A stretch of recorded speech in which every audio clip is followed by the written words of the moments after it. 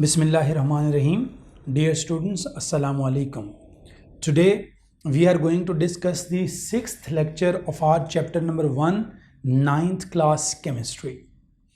Our today's topic is the difference between compound and the mixture. हमारा आज का topic है कंपाउंड और मिक्सचर के दरमियान फ़र्क. ये चैप्टर नंबर 1 का सबसे ज़्यादा इम्पॉर्टेंट कंसिडर किया जाने वाला लॉन्ग क्वेश्चन है.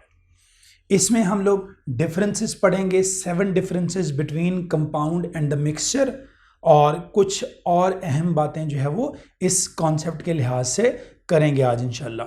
तो स्टार्ट करते हैं हमारे आज के लेक्चर को. कंपाउंड और मिक्सचर के दरमियान जो पहला डिफरेंस है वो क्या है? पहला डिफरेंस ये है कि compound is formed by the chemical combination of atoms of different elements.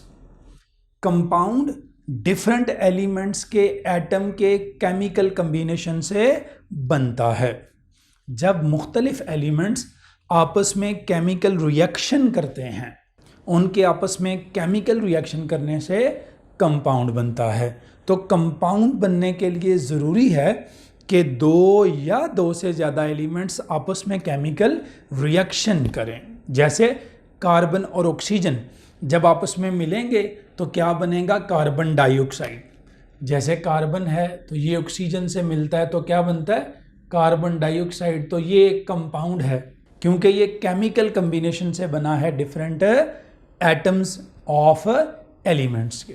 इसके बरक्स जो मिक्सचर होता है, it is formed by simple mixing up of substances.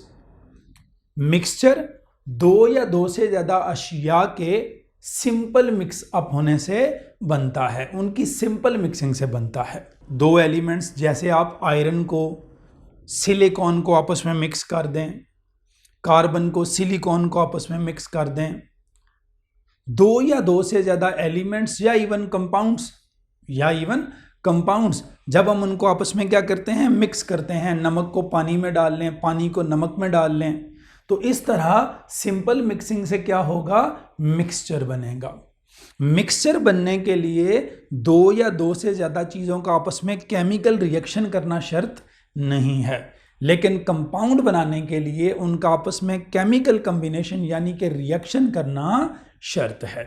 दूसरी बात, कंपाउंड के अंदर the constituents lose their identity.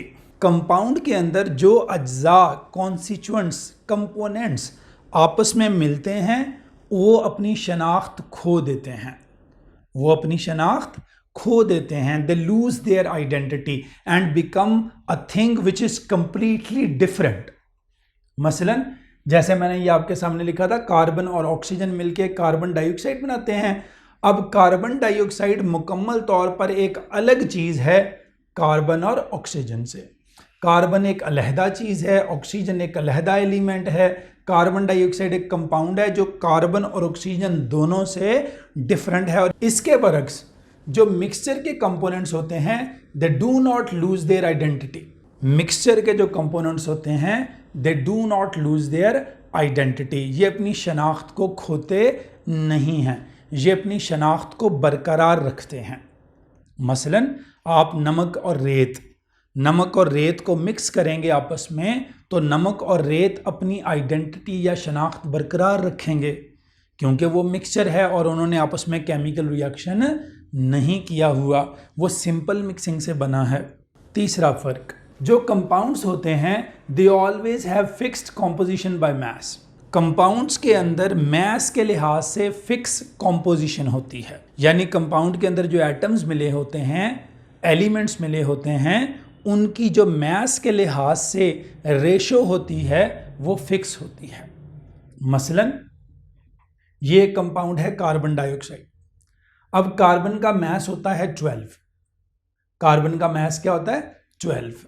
अगला इंशाल्लाह टॉपिक आगे हम पढ़ेंगे, मास नंबर, एटॉमिक नंबर, वहाँ मज़ीद तफसील से आपको पता लग जाएगा. फ़िलहाल सिर्फ इतना बता दूं कि मास से मुराद number of proton plus neutron होते हैं. किसी एटम के न्यूक्लियस में प्रोटॉन और न्यूट्रॉन की तादाद को मजमूई तौर पर मास नंबर कहा जाता है. अब कार्बन का मास है 12, 2 ऑक्सीजन का 32 होता है, 1 ऑक्सीजन का 16 होता है, तो 2 ऑक्सीजन का कितना होगा 32। अब ये मास के एतबार से रेशो बनेगी 12:32, या आप इसको सिंप्लीफाई करके क्या कह सकते हैं 3:8। इन दोनों को 4 पे डिवाइड करें तो ऑब्वियसली आपको यकीनन पता है 12 को जब 4 पे तकसीम करेंगे 3 आएगा, और 32 को 4 पे करेंगे तो 8 आएगा। तो ये रेशो 12:32 या 3:8 बनती है, जो मैसेज के एतबार से है between the carbon and oxygen which are the elements of carbon dioxide. इसी तरह दूसरी एग्जांपल लें, हाइड्रोजन का मास होता है 1, ये 2 हाइड्रोजन है, 2 हाइड्रोजन का मास कितना होगा 2, एक ऑक्सीजन का 16, 216, या ये बनेगा सिंप्लीफाई करके 18, 2 पे डिवाइड कर दें इन दोनों को तो 18 रह जाएगा। अब वाटर के अंदर ये जो कॉम्पोजिशन है बाय मास ये 18 ही होती है हमेशा, और इसी तरह कार्बन डाइऑक्साइड में 38 ही होती है क्योंकि ये कंपाउंड्स हैं। इसके बरक्स जो मिक्सचर होता है no fixed composition by mass, mixture के अंदर फिक्स कॉम्पोजिशन नहीं होती बाय मास, मास के लिहाज से कोई फिक्स कॉम्पोजिशन नहीं होती। मसलन आप 100 ग्राम रेत को 50 ग्राम नमक के अंदर डालें तब भी मिक्सचर बन जाएगा, आप उलट कर दें फिर भी मिक्सचर बन जाएगा, आप 5 ग्राम एक चीज़ लें 50 ग्राम दूसरी लें फिर भी मिक्सचर बन जाएगा। तो मिक्सचर के अंदर उनकी अमाउंट्स का या उनका मैसेज का फिक्स होना ज़रूरी नहीं है, आप जिस मर्जी रेशो जिस मर्जी तनासुब से ले सकते हैं। अगला फ़र्क जो कंपाउंड और मिक्सचर के अंदर है वो ये है कि कंपाउंड के जो कंपोनेंट्स होते हैं आप उनको सिंपल फिजिकल मेथड से अलहदा नहीं कर सकते। किसी आम तरीके से एक कंपाउंड के जो कंपोनेंट या अज्जा होते हैं कॉन्स्टिट्यूएंट्स होते हैं आप उनको अलहदा नहीं कर सकते। मसलन आपको एक गिलास में पानी दिया जाए, पानी आपको पता है एक कंपाउंड है H2O, 2 एलिमेंट्स के मिलने से बना है हाइड्रोजन और ऑक्सीजन। अब पानी एक कंपाउंड है, अगर आपको कहा जाए कि आप उसके उन कंपोनेंट्स को यानी कि हाइड्रोजन और ऑक्सीजन को उस ग्लास पानी में से अलहदा करें तो आप अलहदा नहीं कर पाएंगे किसी सिंपल मेथड से, आम फिजिकल मेथड से हीट वगैरह करके जैसे, तो आप सेपरेशन नहीं कर सकते। यानी कि कंपाउंड्स के अज्जा के अंदर कंपोनेंट्स के अंदर इजी सेपरेशन नहीं होती, आप उनको बआसानी सेपरेट नहीं कर सकते। इसके बरक्स जो मिक्सचर के कंपोनेंट होते हैं they can be separated by physical means. Mixture के कंपोनेंट्स को आप फिजिकल मीन से आम तरीकों से जो है वो अलहदा कर सकते हैं। मसलन अगर आपके पास पिसा हुआ लोहा है और आपने वो रेत में डाला हुआ है, पिसा हुआ लोहा आयरन और सैंड रेत, अगर ये दोनों आप उसमें आपने मिक्स किए हुए हैं तो आप उनको आसानी से सेपरेट कर सकते हैं यूजिंग अ मैग्नेट। आप एक मैग्नेट लें, मैग्नेट उसके अंदर मारे मिक्सचर के अंदर, आयरन सारा किसके साथ लग जाएगा मैग्नेट के साथ लग जाएगा, और पीछे क्या रह जाएगी सैंड। इस तरह दोनों क्या हो जाएंगे इजीली सेपरेट। पानी में रेत डालें और फिल्टर कर लें, जब आप फिल्टर करेंगे फिल्टर पेपर पर से गुजारेंगे, सैंड फिल्टर पेपर पर रह जाएगी, पानी नीचे चला जाएगा, they can easily be separated. लेकिन जो कंपाउंड होता है उनके कंपोनेंट्स इस तरह आसानी से सेपरेट नहीं होते। अगला डिफरेंस, जो कंपाउंड होता है every compound has a fixed formula, her compound का अपना फिक्स फार्मूला होता है। जैसे water H2O, carbon dioxide CO2, glucose C6H12O6, ये इनके फिक्स फार्मूलाज हैं क्योंकि इनके अंदर एलिमेंट्स की एक ख़ास रेशो होती है, एटम्स की एक ख़ास रेशो होती है, फिक्स रेशो होती है, इसलिए इनके फार्मूला होते हैं। इसके बरक्स mixture no formula of mixture, mixture का कोई फिक्स फार्मूला नहीं होता, किसी मिक्सचर का कोई फार्मूला नहीं होता, याद रखें। हाँ, उसके अंदर मौजूद कंपोनेंट्स के अपने अपने फार्मूला होते हैं। जैसे नमक NaCl, इसका अपना फार्मूला है। सैंड SiO2, सिलिकॉन डाइऑक्साइड, उसका अपना फार्मूला है। लेकिन जब हम नमक और रेत को मिक्स करेंगे तो उस मिक्सचर का कोई ख़ास फार्मूला नहीं होता, उसके कंपोनेंट्स के अपने अपने फॉर्मूले हैं, लेकिन मिक्सचर का अपना फॉर्मूला नहीं है। नेक्स्ट डिफरेंस, कंपाउंड्स जो होते हैं they always have homogeneous composition. They always have homogeneous composition. Compounds हमेशा होमोजीनियस होते हैं। होमोजीनियस का मतलब क्या होता है? होमोजीनियस का मतलब होता है इनमें यूनिफॉर्म कॉम्पोजिशन और फिक्स्ड प्रॉपर्टीज होती हैं। यूनिफॉर्म कॉम्पोजिशन यानी कि ये ओवरऑल एक जैसे होते हैं। फिक्स्ड प्रॉपर्टीज और इनकी मखसूस खुसूसियात होती हैं। फिक्स्ड प्रॉपर्टीज यानी कि मखसूस खुसूसियात होती हैं। होमोजीनियस चीज़ वो होती है जिसकी कॉम्पोजिशन क्या हो, थ्रू आउट सेम, जिसकी तरकीब हर जगह ओवरऑल सेम हो, वो होमोजीनियस चीज़ होती है। मसलन पानी है, तो पानी का जो फार्मूला होता है H2O, हाइड्रोजन और ऑक्सीजन के मिलने से ये बना है। अगर आपके पास एक बॉटल के अंदर 10 लीटर पानी भी है, तो वो 10 के 10 लीटर पानी के आप जितने मर्जी हिस्से कर लें वो सारे एक जैसे ही होंगे और उनकी खुसूसियात भी क्या होंगी, एक जैसी। फिक्स्ड कॉम्पोजिशन, फिक्स्ड प्रॉपर्टीज, इसे कहते हैं होमोजीनियस कॉम्पोजिशन। ठीक है जी। इसके बरक्स जो मिक्सचर होता है इट कैन बी होमोजीनियस और हेट्रोजीनियस। ये होमोजीनियस भी हो सकता है और हेट्रोजीनियस भी हो सकता है।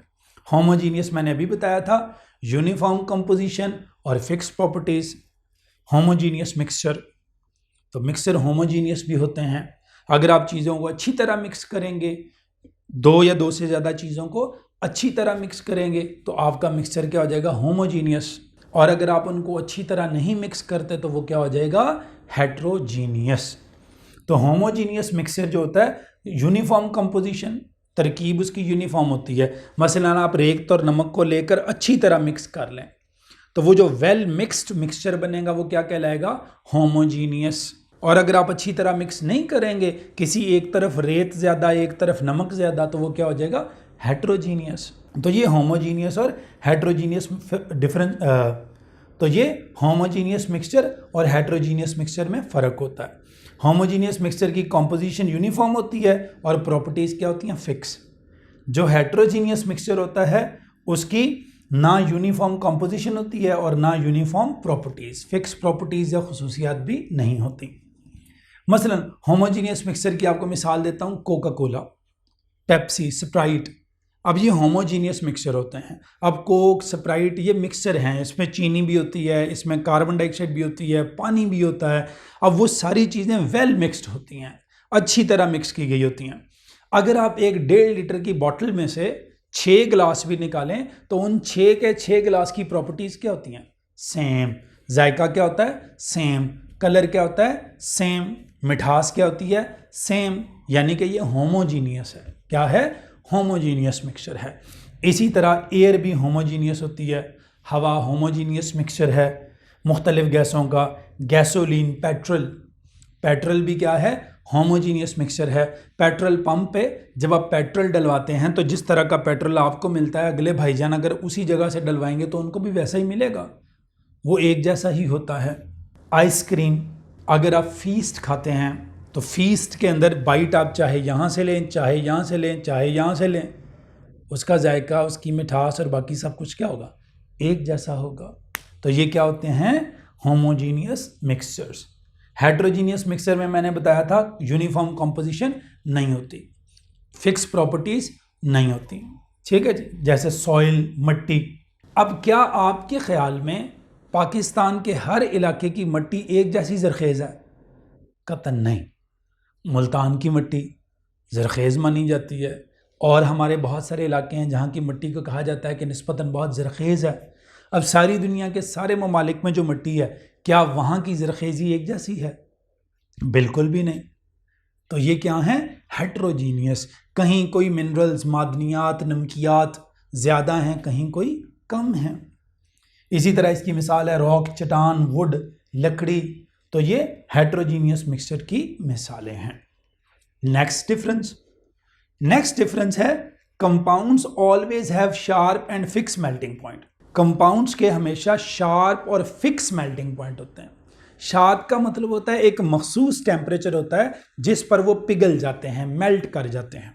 जैसे आइस, 0 डिग्री सेंटीग्रेड पर आइस मेल्ट करना स्टार्ट हो जाती है। और जब टेम्परेचर 0 से 1 डिग्री सेंटीग्रेड होता है तो सारी आइस मेल्ट कर चुकी होती है।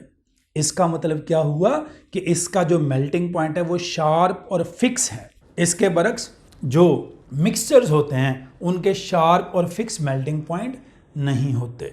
इसकी सिंपल सी वजह होती है इनकी कॉम्पोजिशन फिक्स्ड नहीं होती। तो चूंकि मिक्सचर की कॉम्पोजिशन फिक्स नहीं होती, आप कोई एक चीज़ कम कोई दूसरी ज़्यादा भी कर सकते हैं, इस वजह से फिर इनके मेल्टिंग बॉइलिंग पॉइंट चेंज हो जाते हैं। इनमें चूंकि फिक्स कॉम्पोजिशन होती है तो इस वजह से इनकी मेल्टिंग बॉइलिंग पॉइंट भी क्या होते हैं, फिक्स्ड होते हैं। ठीक है जी, ये थे 7 differences between compound and mixture. एक आध बात हमारी और रह गई है, बैक पे जो पैराग्राफ्स लिखे हुए हैं उनमें ये लिखी हुई है कि ये जो कंपाउंड्स होते हैं ये 2 तरह के होते हैं, आयनिक कंपाउंड्स और covalent compounds. Ionic compounds and covalent compounds, ये मैं पहले भी बता चुका हूं। आयनिक कंपाउंड्स आयंस के मिलने से बनते हैं, पॉजिटिव नेगेटिव चार्ज वाले। ये एक पॉजिटिव चार्ज वाला आयन है सोडियम आयन, ये नेगेटिव चार्ज वाला क्लोराइड आयन। जब ये दोनों मिलेंगे बनेगा NaCl, NaCl, तो उसे कहेंगे आयनिक कंपाउंड। कोवलेंट कंपाउंड मैंने आपको बताया था वैलेंसी वाले टॉपिक में कि ये बनते हैं तब जब इलेक्ट्रॉन्स शेयर होते हैं। जब डिफरेंट एटम्स आपस में इलेक्ट्रॉन शेयर करते हैं तो कौन से कंपाउंड बनते हैं, कोवलेंट कंपाउंड, जैसे वाटर ETC। कोवलेंट कंपाउंड के अंदर एटम्स होते हैं। क्या होते हैं, एटम्स। आयनिक कंपाउंड्स में आयंस होते हैं। और याद रखें जब आयंस मिलते हैं तो फॉर्मूला यूनिट बनता है। आयंस के मिलने से क्या बनता है, फॉर्मूला यूनिट। NaCl एक फॉर्मूला यूनिट है। ये नहीं कहना कि NaCl एक मॉलिक्यूल है। ये आयनिक कंपाउंड है और आयनिक कंपाउंड में आयंस होते हैं और आयंस के मिलने से क्या बनता है, फॉर्मूला यूनिट। कोवलेंट कंपाउंड के अंदर एटम्स होते हैं और एटम्स के मिलने से बनता है मॉलिक्यूल। क्या बनता है, मॉलिक्यूल। आप कहोगे ये मॉलिक्यूल है, combination of atoms. Molecule combination of atoms है और formula unit combination of ions. Ions positive और नेगेटिव चार्ज वाली स्पीशी होती हैं, ऐसे एटम जिन पे पॉजिटिव या नेगेटिव चार्ज हो। ये भी इस चैप्टर में टॉपिक है, इंशाल्लाह आगे पढ़ेंगे कि जब एटम्स इलेक्ट्रॉन लूज करते हैं उन पे पॉजिटिव चार्ज आता है, जब गेन करते हैं नेगेटिव चार्ज आता है, तो ये आयंस बन जाते हैं। तो आयनिक कंपाउंड्स में आयंस होते हैं, आयंस के मिलने से फॉर्मूला यूनिट बनते हैं। कोवलेंट कंपाउंड्स में मॉलिक्यूल्स होते हैं। क्या होते हैं, मॉलिक्यूल्स, एटम्स और एटम्स के मिलने से मॉलिक्यूल्स। आखिरी बात याद रखें, आयनिक कंपाउंड का जो फॉर्मूला होता है उसे एम्पिरिकल फॉर्मूला कहते हैं। क्या कहते हैं, एम्पिरिकल फॉर्मूला। ये भी इसी चैप्टर में फॉर्मूला एंड इट्स टाइप्स में आएगा, तो वहां इंशाल्लाह तफसील से बताऊंगा। फिलहाल याद रखें NaCl नमक का एम्पिरिकल फॉर्मूला है। कौन सा फॉर्मूला, एम्पिरिकल। और H2O वाटर का मॉलिक्यूलर फॉर्मूला है। इस पे मजीद बहस केमिकल फार्मूला वाले टॉपिक में इंशाल्लाह हम करेंगे। उम्मीद है हमारा आज का लेक्चर आपको पसंद आया होगा। अगर हमारा आज का लेक्चर आपको पसंद आया है तो हमारे इस चैनल को लाइक करना, सब्सक्राइब करना और शेयर करना हरगिज़ मत भूलिएगा। आप लोगों का बहुत बहुत शुक्रिया। इश्तियाक अहमद समीर को इजाज़त दीजिए। अल्लाह हाफिज़। अस्सलामु अलैकुम।